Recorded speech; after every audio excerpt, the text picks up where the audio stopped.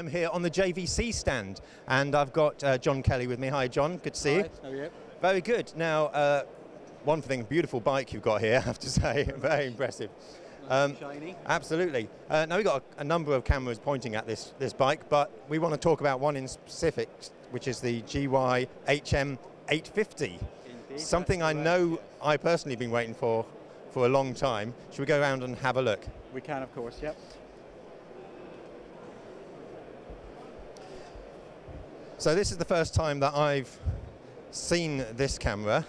Is this the first time this has been shown, certainly in the UK? And in actual fact, we just received, this is a sample of the camera, just received it a couple of days ago. So it's the first time in Europe actually that anyone has seen it, so it's quite an exciting time for us.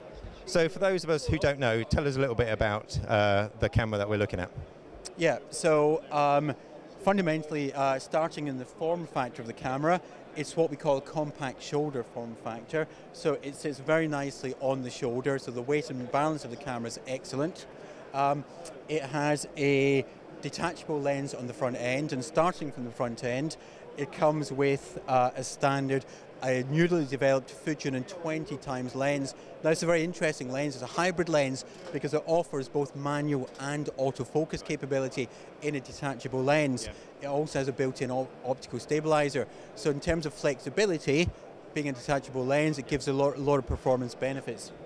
Also in the front end of the camera, it has 3 newly developed high-resolution CMOS sensors, so latest generation, offering outstanding sensitivity of f12 at 2000 lux. So if you're shooting in challenging light conditions, it gives you excellent performance. And that's coupled with a form factor of cameras I mentioned that really nicely laid out from a professional user's point of view. So in terms of buttons, switches, gain, shutter, white balance, the orientation of the camera is really good, whether it's on a tripod or whether you're shooting in the shoulder. So something I know that JVC's always been ahead of the game on is certainly the live streaming aspects of your cameras and the remote control of them. Is it the same with these? Yeah, that's right. It's another set of features we've added into the 850 and the 890 cameras. So basically what we offer in terms of network connectivity is the ability to do 3 fundamental things. One is to do live streaming directly from the camera with no additional hardware required. Secondly is to do remote camera control, so you can fully control the camera over IP, so whether from an Android tablet, iPhone, iPad, PC, laptop, so zoom, focus, gain, white balance, everything is controllable over an IP web browser. Then the final bit of web functionality is to Ftp Transfer Files. So you can either transfer files under the control of the camera operator, or now with the 850 and 890, also back from the control room base, so you can pull content back over IP under the control of the gallery effectively. And that's all through a browser window that you can see here. We're running it on a tablet here, for example. And that's all enabled, as we're doing through here. It uses a USB host, so you can plug in, for example, well, a wired LAN dongle, as we're doing here, or a Wi-Fi dongle, or 3G or 4G. So it's a modular system that you equip according to the network environment that you're in. And as far as recording format, what does this record onto? Okay, well, this is another very important development in the 850 and 890 cameras.